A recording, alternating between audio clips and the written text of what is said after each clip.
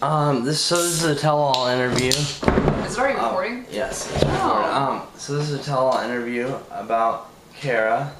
Would you say your full name? Carabinieri Elizabeth Rose Bailey Roth. Yes.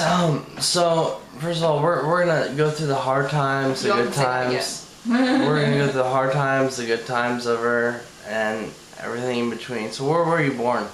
I was born here in Louisville, Kentucky, and I've never done an interview before, so... That's fine, that's fine. What was it like when you were growing up? I had a fun childhood. That was my childhood. I had everything I wanted. Played sports. I loved my family. I acted like a dog all the time. Still do. I still howl at them sometimes, I swear. But, yeah, I had a fun childhood. I miss it. Wish I could go back every day. Yeah.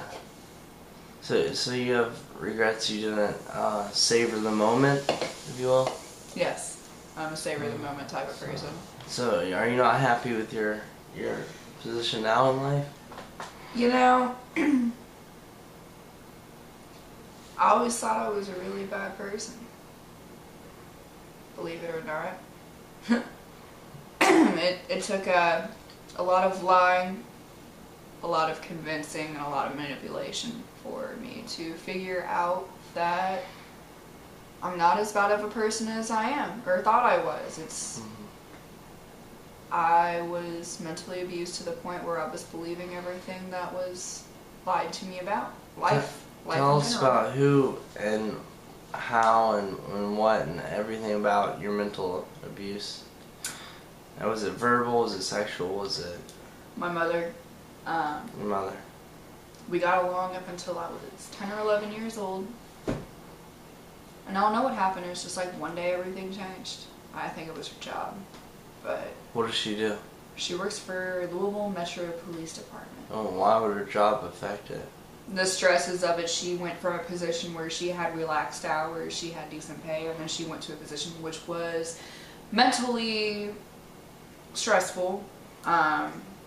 Paperwork, late nights, not getting home until 3 o'clock in the morning, long hours. I mean, things like that. It affected our relationship. It affected home life. There were no more dinners at home. We ate out all the time.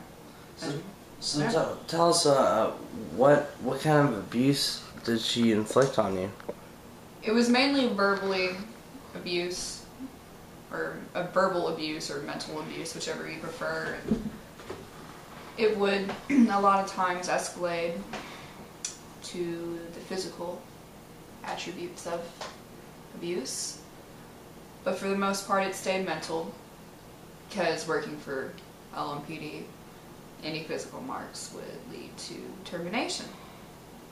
So keeping it simply mental, verbal abuse kind of kept her out of the picture, and without my knowing what was going on, because I didn't think that it was abuse at the time. I knew something was wrong, but I never did anything about it.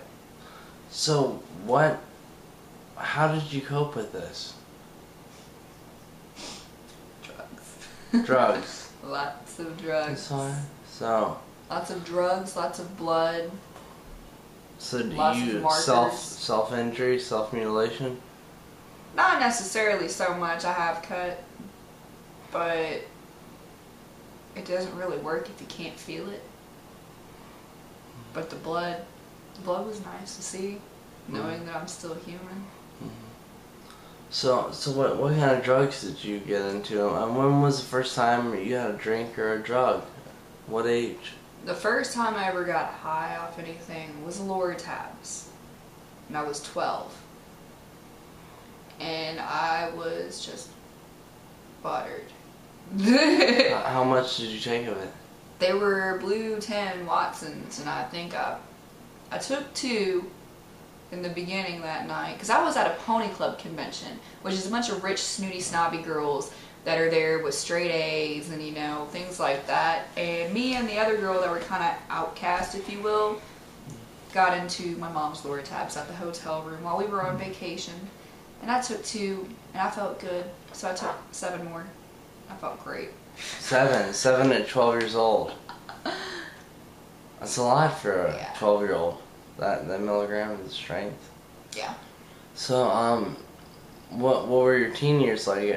So you're 12 and you turn 13, and your teen years with drugs and alcohol. I had been on and off codeine syrup since I was about 4, because I broke a lot of bones, and you don't have to be very old to know when you like something. I knew that I liked codeine syrup from the get-go, first little drop of it. And yeah, all the time after that, I always had a bottle of codeine syrup in my drawer somewhere, since I got the second refill when I was 8. And then I got in trouble for giving the neighbor girl, who's like 5 years younger than me, codeine syrup. So what other drugs? Like, what's the hardest drug you've experimented with? Well, people say heroin's the hardest drug. I think it's the funnest drug. I don't think it's that hard. It has a bad rep, but it's not hard. It's easy. For real. Imagine. It's really easy. Yeah. It's a bad thing. So would you think you have a drug dependency or problem? No.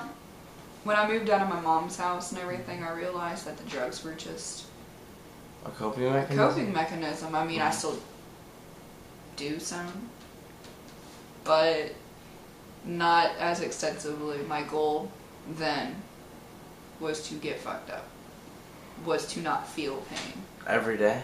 Every day. Just about. I mean, if I wasn't home, then it would be like, yeah. So it was a way to survive. Good. Yeah, that was that. So tell us about your living situation now. Well, I've been living in Martin County, but I think I'm a Louisville girl, not a country girl. I mean, I think I'm a country girl in a Louisville setting. I don't know what to say about all that, but I missed it here. So I guess it's difficult, but